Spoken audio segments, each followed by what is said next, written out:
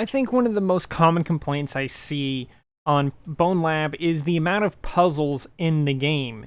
Now, I decided why not just go through the entire game and look at every single puzzle in the game, kind of just catalog all of them and just share them with you. We got to kind of figure out what a puzzle really is in this game, because at the very beginning of the game, there is the obvious thing where the dice is like inside the mirror. You can't just go over there and grab it. Does this count as a puzzle?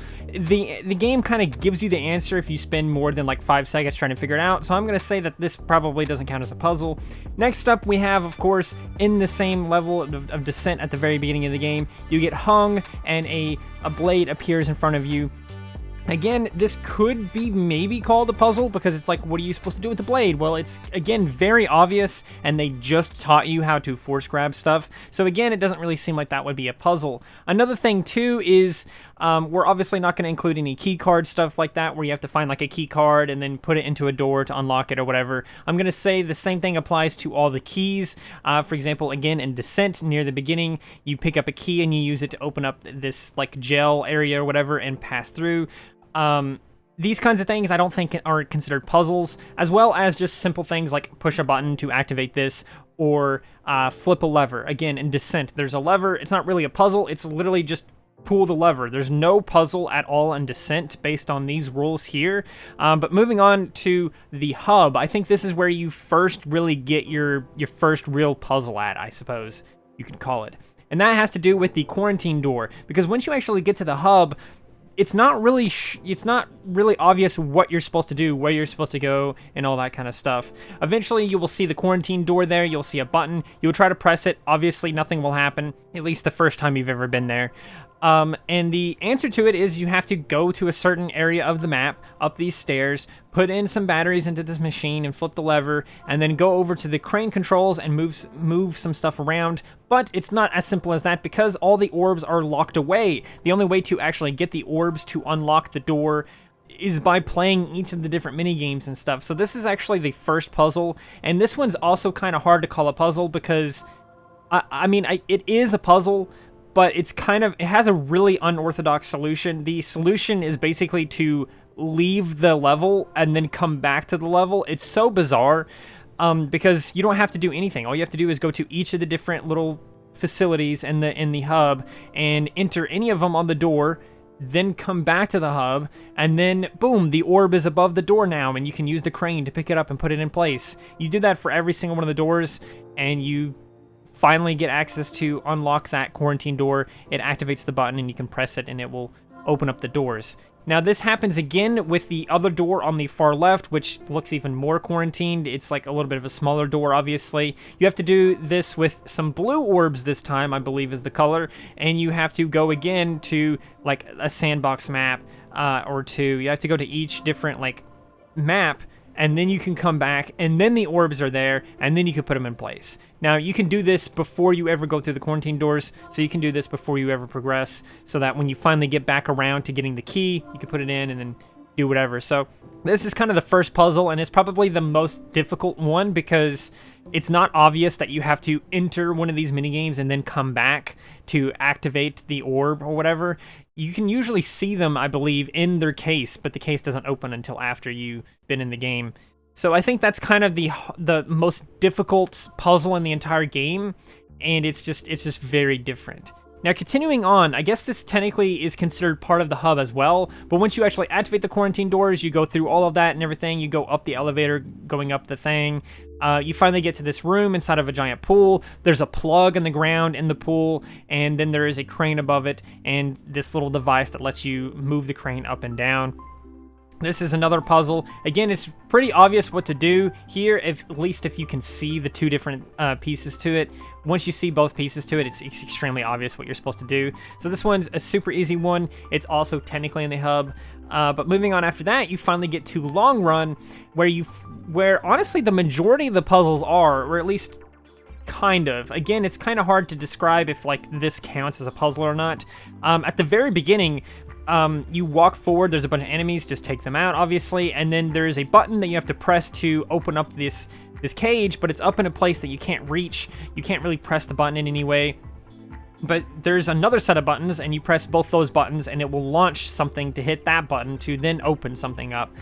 This one's a little bit confusing because, like, does it count as a puzzle here? I feel like it does because there's a lot of different moving parts and a lot of different elements to it, even though it's just like 3 buttons.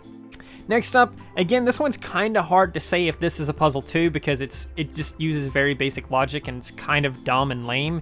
But to get up once you get through that cage, the bars or whatever, there is an incline that you can't quite get up. The only way to get up it is to move a box out of the way a little bit and then twist this wheel on this pipe, and then it moves the incline down for you, and then you can just walk up the incline really easily. This one, again, it's like, I'm gonna count it as a puzzle too because it's got a lot of different parts and elements to it. There's a million different ways you can get past this without even doing the puzzle. You can just kind of jump and grab onto it and stuff. You can stack a couple of boxes and stuff. There's a couple of different ways you can get past this without doing that part of the thing, but that is technically the puzzle it wants you to solve there. And then after that, you get to this other room with a bunch of enemies, you get past them, then there's a bunch of crablets that fall from the sky, and again, just take out the crablets, and there's a button on the wall, and a door, and the door won't open, and it won't stay open once you press the button. The only way to keep it open is to keep the button pressed, but you can't stay by the button and keep it pressed and then walk over there because it's going to close too fast.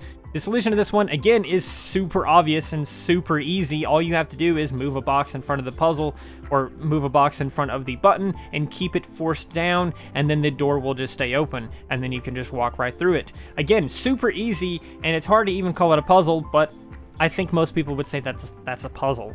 Next up, again, in long run, once you get through that, you get to this area that's like this big train, and you move it into position so that you can get up to a higher elevation, and then you kind of move through that area. I think that area is kind of a little bit of puzzly. I'm not going to say it's super puzzly because, again, it's really obvious. There's a lot of different solutions to this one. You could technically just jump onto the bar and just kind of climb up it, and then climb onto the beam there, and then just jump across. You don't have to move the whole bridge across or anything like that. So there's a couple of different ways to solve that one, and it's hard to really call it a puzzle because, again, it's super obvious what you have to do because it's just like move something so you can walk across. Kind of hard to call it a puzzle, but again, it is there. I'm going to count it as a puzzle. Oh, there actually is one more in that area. Again, it's kind of hard to call it a puzzle too, but once you do get through a certain section, there is these enemies on an incline, and if you walk through there, you're almost guaranteed to die because there's so many enemies that are just shooting the same spot, so it's hard to get through that. Again, there's multiple solutions to this, but what it wants you to do is move this beam over so that a ball will go onto that platform that the enemies are on, and then it wants you to shoot a button that will then launch the ball into the enemies and knock them all out and kill them and defeat them or whatever.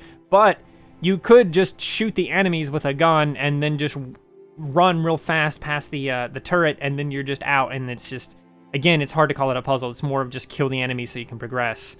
But that is technically one more that you could maybe argue is a puzzle in long run.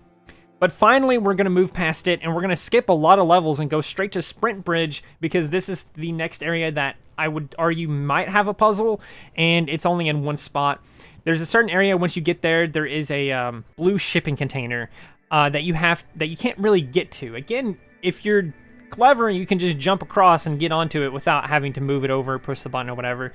The way you're supposed to do it is you're supposed to go all the way across, again, kill some enemies, and then drop a box on top of a button so the button stays pressed. And what that will do is it will move the shipping container out more so that it's easier to climb onto and progress that way. This seems extremely unnecessary for a number of reasons, but it is technically what the game wants you to do. It is technically the puzzle it's trying to get you to do. It's hard to call it a puzzle, but I wanted to include it just in case people in the comments were like, well, actually, you missed this one in Sprint Bridge. Now, next up, we're going to skip a bunch of levels again and go straight to the second before last level, Ascent. This one has the next most amount of puzzles. It has at least 3 here. Right off the bat, it wants you to put a ball into this like little hole so that it unlocks a door. Again, super simple. A lot of these puzzles go down to either push a button or move an object. Puzzle complete. Really lame puzzles, but we'll get into that at the end.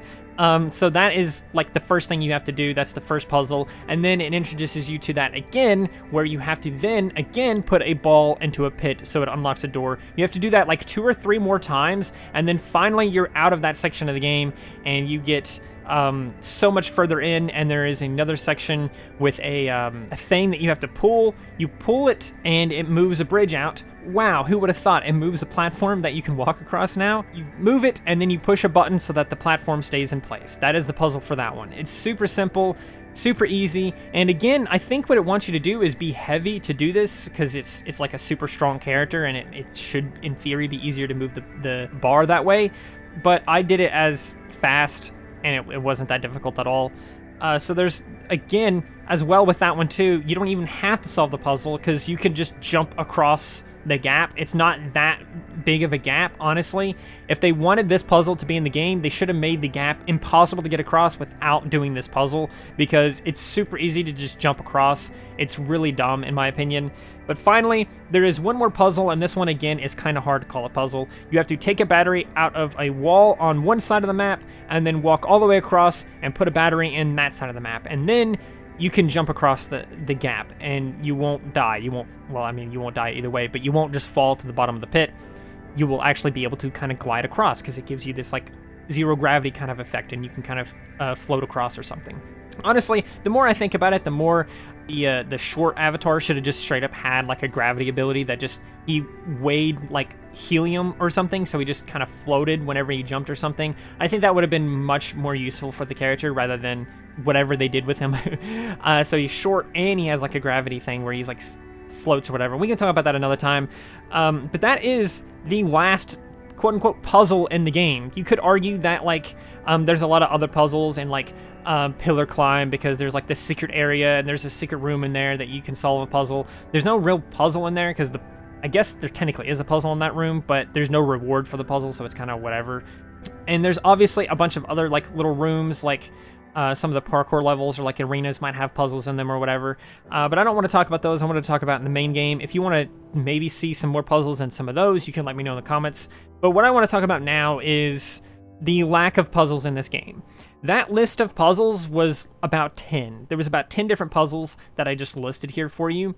A lot of them, you know, obviously I've listed probably like 13 or 14, but a lot of them really don't count as puzzles, like I said, with the dice at the beginning, or just to flick the lever thing. Those don't really count as puzzles. So we got about 10 puzzles in this game, and there's about technically 15 maps, but technically, if you really boil it down, there's like 10. So that being said, there's not many puzzles in this game, and then the puzzles that are in this game absolutely suck. So I am in the camp that believes that Bonelab doesn't have enough puzzles. The puzzles in it suck. But at the same time, after doing all of this, I kind of realized that Bonelab just isn't a puzzle game.